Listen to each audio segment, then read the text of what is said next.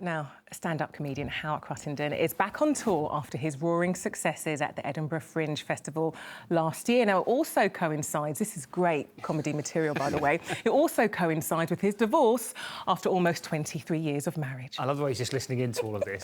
You might think it's not the best material for a comedy show, but Hal, who is with us, as you can see, he disagrees. We'll hear from you in a minute, but shall we have a little look at him in action? Have a look. I never had that older brother figure who beat me up. I had two older sisters who dressed me up.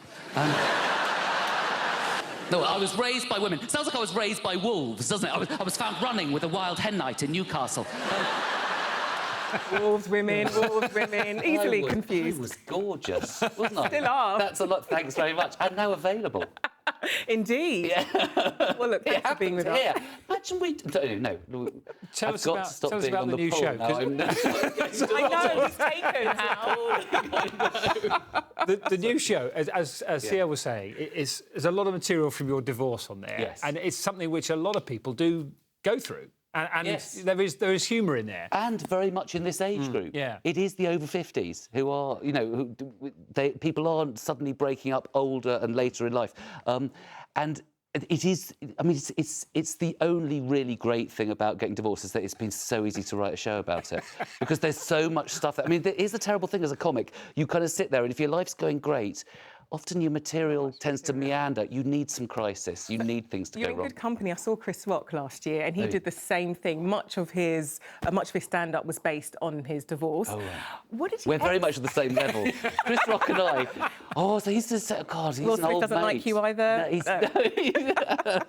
No, But how does the missus feel, or the ex, should I say, feel about this material?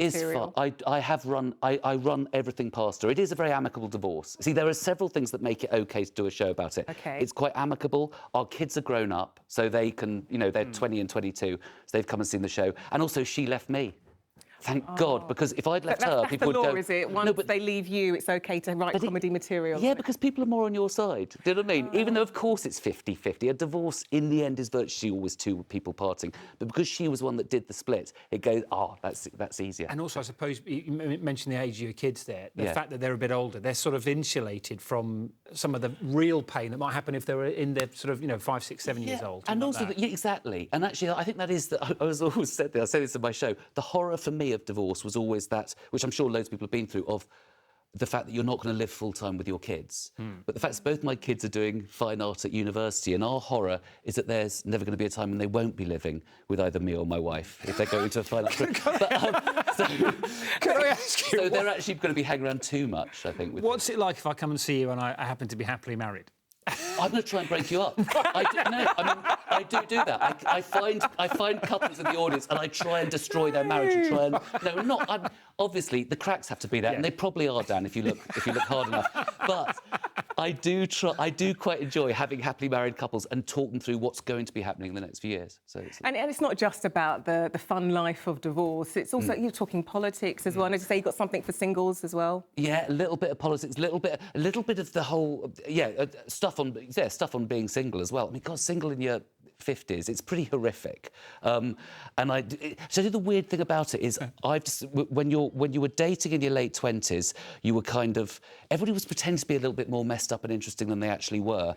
In your 50s, you are messed up and interesting, but you're pretending to be more secure. Everyone's being, I'm just chatting. You know, people are on dating sites in their 50s going, just here to meet people, whereas deep down we're going, please solve my problems and get me off antidepressants, isn't it?